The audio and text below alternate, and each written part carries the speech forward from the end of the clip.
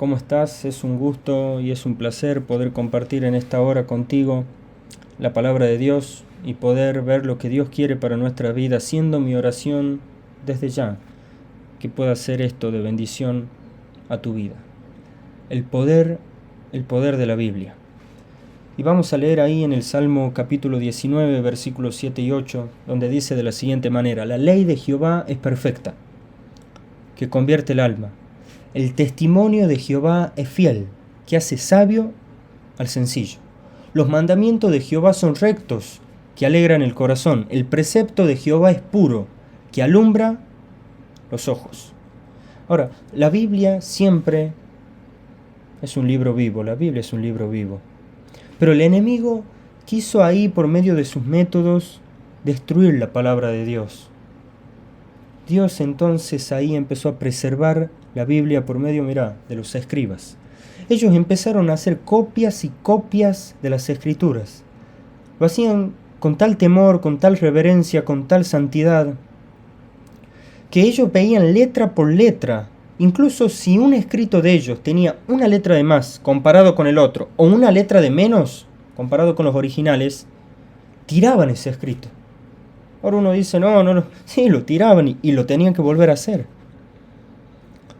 Ahí la Biblia se iba preservando, pero como te decía, siempre el enemigo quiso destruir la palabra de Dios. Y en ese tiempo surgió un hombre llamado Antíoco Epífanes. Ahora yo sé que el libro de Macabeos no es un libro inspirado por Dios, no es un libro que está en el canon bíblico, pero sí es un libro donde aporta datos históricos.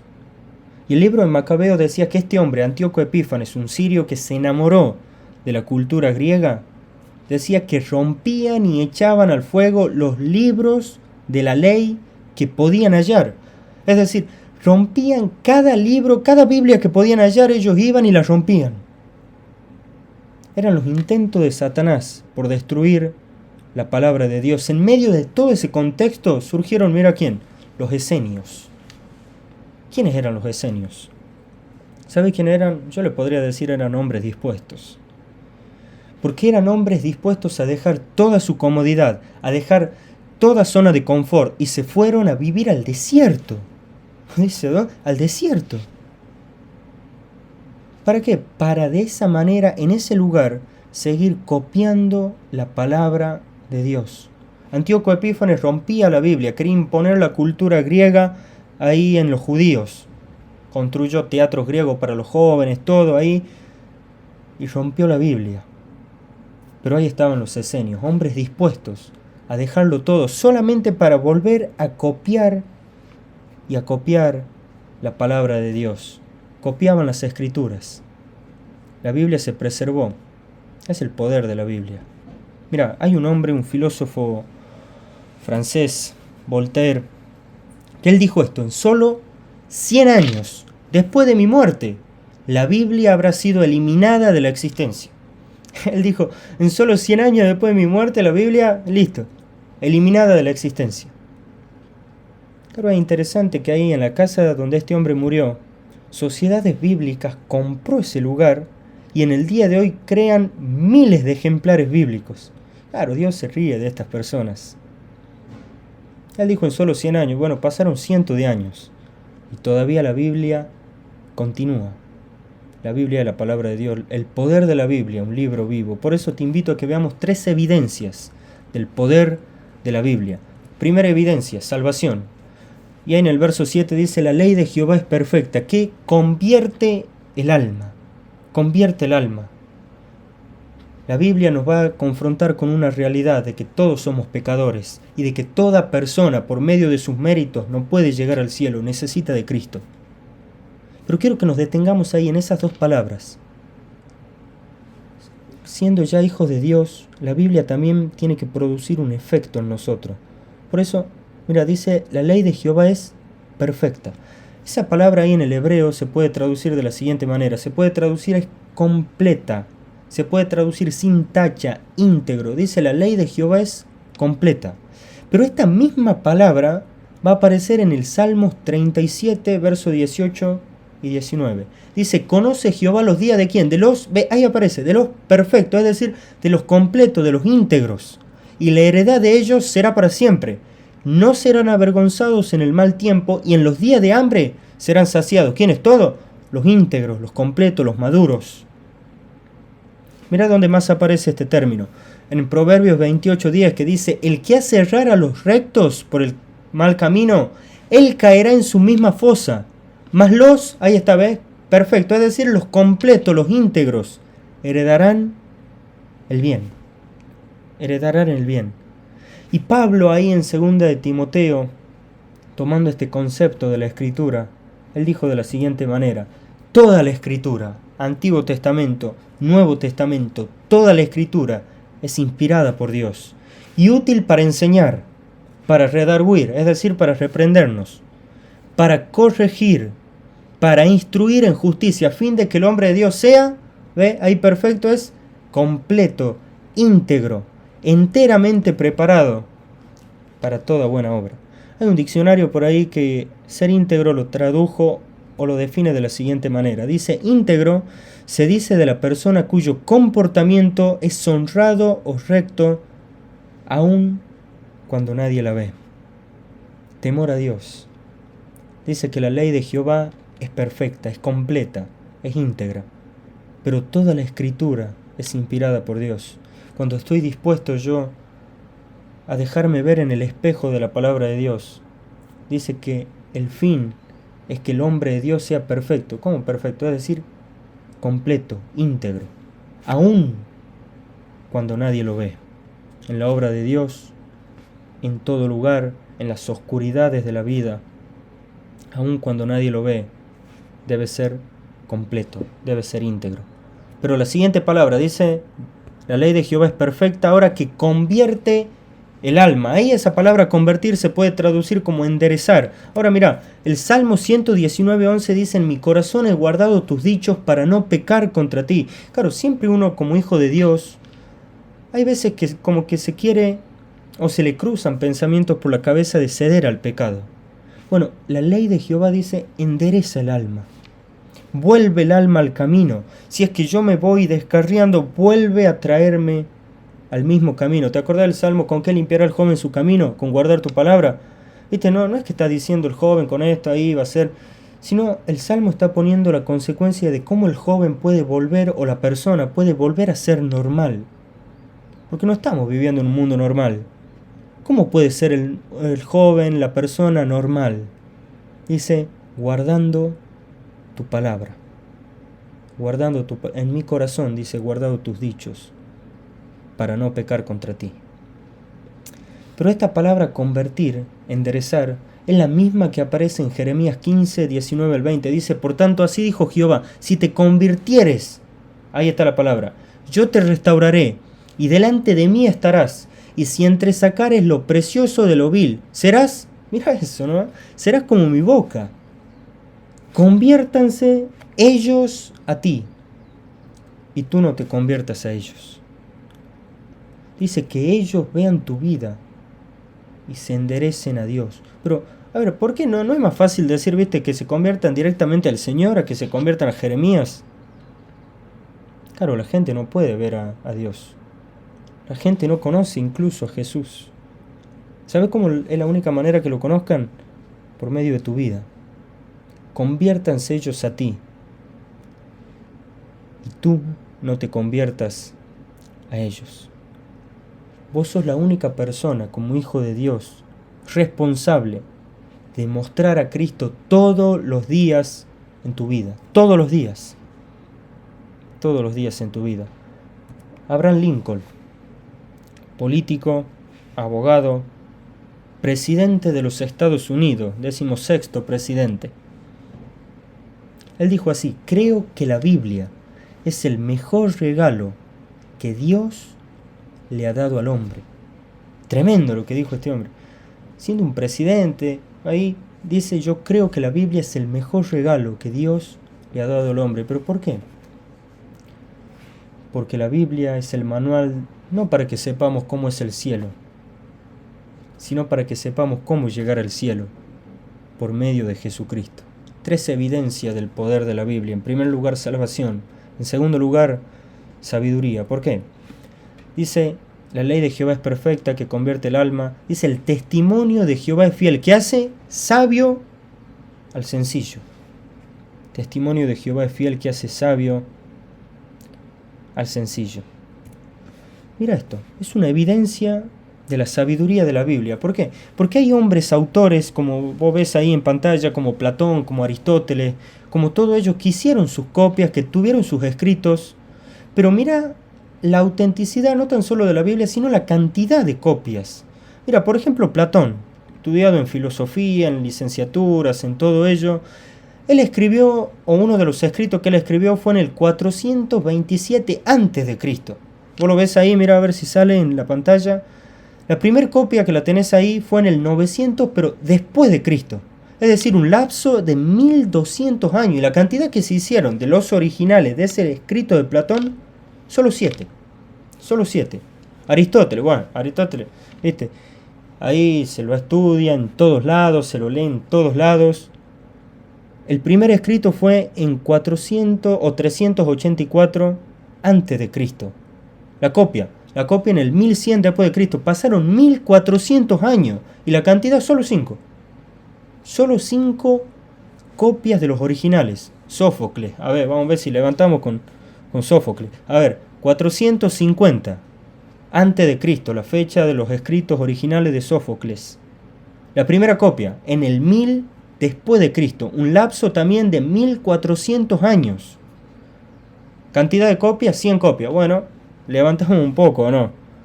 Pero el Nuevo Testamento, ¿te acuerdas que empezamos hablando del Antiguo Testamento? Ahora mira el Nuevo Testamento. Se escribió en el 40 al 100 después de Cristo. La primera copia fue en el 125. Es decir, pasaron solo 25 años. Y mira la cantidad. 12.000 copias. 12.000 copias. En Platón, 7. Aristóteles, 5. Sófocles, 100. El Nuevo Testamento, la Biblia, 12.000. Hace sabio al sencillo. La palabra de Dios es la que hace sabio al sencillo. No un libro de filosofía que sí te puede enriquecer, sino la palabra de Dios. ¿Qué ves ahí? ¿Sabes qué es lo que es eso? El segundo templo de Herodes ahí embellecido. Ahora mira, si vos ves la flecha ahí, en esta flecha vos ves ahí, por ejemplo, cada número, ¿viste? Ves un número, por ejemplo, número 1, número 2, número 3. Y esos números vos lo podés ver acá, en la parte donde está el templo. Por ejemplo, el número 1, ¿qué es el número 1? El lugar santo. Y vos decís, ¿dónde está el lugar santo? ¿Viste? Acá, en esta parte de acá. Pero yo quiero que mires acá el número 11. ¿Por qué el número 11? Porque si vos ves, lo buscas acá en el plano del templo, ves acá está el patio de los gentiles, el número 11 era la puerta la hermosa, o puerta la hermosa. Claro, ¿qué pasó en esa puerta? Mirá, ahí, puerta la hermosa. En esa puerta fueron una vez caminando dos hombres, muy tranquilos los hombres, eran Pedro y Juan, los apóstoles. Y ahí estaba un cojo, un paralítico. ¿Qué pasó con él? ¿Viste? Él decía una limosna, alguien que me dé algo, no tengo. Y Pedro lo miró a los ojos y le dijo, no tengo plata ni oro, pero lo que tengo te doy. Le dijo, en el nombre de Jesucristo de Nazaret, levántate y anda. Claro, y dice que el hombre se reincorporó y pudo caminar y entró al templo saltando y alabando a Dios. Imagínate una conmoción. Una conmoción ahí entre toda la multitud. Pero claro, esto generó conflicto, como siempre. Los apóstoles fueron a parar, vinieron, mirá, los sacerdotes, los saduceos, la guardia del templo, y los fueron a arrestar. Y le dijeron, mirá, vamos a hacer la corte, ustedes pueden hablar lo que sea, nada más no hablen más en Jesús, en el nombre de Jesús, ya está. Hablen si quieren de la ley, hablen si quieren, en el nombre de Jesús no hablen más. Claro, ellos le empezaron a decir, es necesario obedecer a Dios antes que a los hombres, en ningún otro hay salvación, porque no hay otro nombre bajo el cielo dado a los hombres en que podamos ser salvos. Y se empezaron, dice, ustedes que crucificaron a Jesús. Y mira lo que dice el texto ahí de Hechos capítulo 4, versículo 13. Dice que entonces, viendo el denuedo de Pedro y de Juan, y sabiendo que eran hombres sin letras, y del vulgo, ¿qué quiere decir del vulgo? Alguien indocto, alguien tosco. Ellos se maravillaban y les reconocían que habían estado con Jesús. Pero ahí en griego se puede traducir de la siguiente manera, mira, les reconocían que habían pasado tiempo con Jesús. ¿Cómo hago para pasar tiempo con Jesús? Por medio de la Biblia. Sabio al sencillo. Hombres sin letra del vulgo, el denuedo que tenían para hablar, todos reconocieron que habían pasado tiempo con Jesús. Mira este hombre, Theodore Roosevelt, presidente también de los Estados Unidos. Mira lo que dijo él, me encanta, me impacta. Dijo, un conocimiento profundo de la Biblia vale más que una educación universitaria. Terrible lo que dijo. Dice, un conocimiento profundo de la Biblia. Indagar en la palabra, enamorarse de la Biblia, vale más que cualquier educación universitaria. Claro, no está mal estudiar una carrera universitaria, te va a enriquecer, te va a abrir puertas, pero nada se compara con la palabra de Dios. Nada se compara. Vale más. Estamos hablando que te lo dijo un presidente, ¿eh? Un presidente te dijo que un conocimiento profundo vale más que cualquier educación universitaria. 3 evidencias del poder de la Biblia. En primer lugar, salvación. En segundo lugar, sabiduría. Pero en tercer lugar, sostén. ¿Cómo sostén? Mira lo que dice el Salmo 119, 28. Se deshace mi alma de ansiedad. Susténtame o sosténme según tu palabra. Y el Salmo 63, 8 dice, está mi alma pegada a ti. Tu diestra me ha sostenido. Tu diestra me ha sostenido. Mira este hombre. ¿Te acuerdas de este hombre? Ahí al fondo una zarza ardiente, Moisés. Dios le dijo a Moisés, anda y libera al pueblo de Israel de la esclavitud de Egipto. Claro, Moisés, viste, empezó a poner excusas ahí. Empezó, no, soy tardo en el habla. No, ¿con quién voy a ir? No. Y Dios le hizo una pregunta ahí en Éxodo capítulo 4, versículo 2. Le dijo, ¿qué es eso que tienes en tu mano? ¿Sabes qué respondió él? Una vara. Solo una vara. Dios le dijo, eso es suficiente. Una vara, viste, la miraba. ¿Cómo que una vara es suficiente? Y él le dijo, vamos a hacer una prueba. Agarrá la vara y tirala al suelo. Agarró la vara, la tiró al suelo y ahí vos ves, se convirtió en una serpiente. Y ahora dice, volver a agarrar, pero por la cola. La volvió, la agarró y se volvió a convertir en un palo, en una vara. ¿Todavía te queda duda? Dice, bueno, mira, mete tu mano acá, en tu seno, en el costado, en tu pecho. La sacó, estaba leprosa, toda la mano leprosa. Dice, volvela a meter. La sacó, estaba limpia.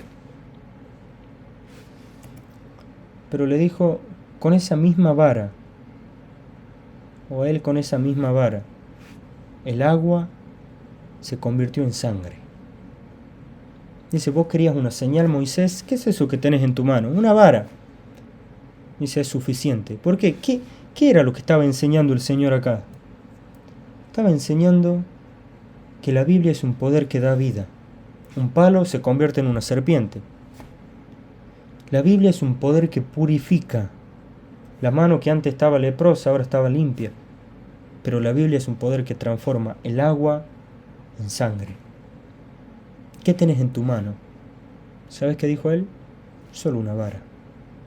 Es suficiente. ¿Qué tenés vos en tu mano? ¿Una Biblia? Es suficiente, ¿eh? Es suficiente. Moisés pedía señales y Dios le dijo, eso es suficiente.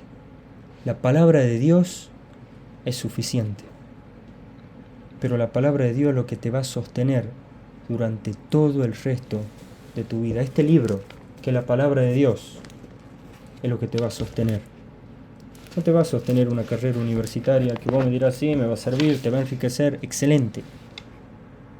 Pero nada se compara con la palabra de Dios, nada. 3 evidencias de la Biblia, salvación, sabiduría, y es lo que te va a sostener. Yo me convertí a los 16 años. ¿Sabe cómo me convertí yo? Leyendo la Biblia. Me di cuenta que era un pecador y que Jesucristo había sido el que había muerto por mis pecados.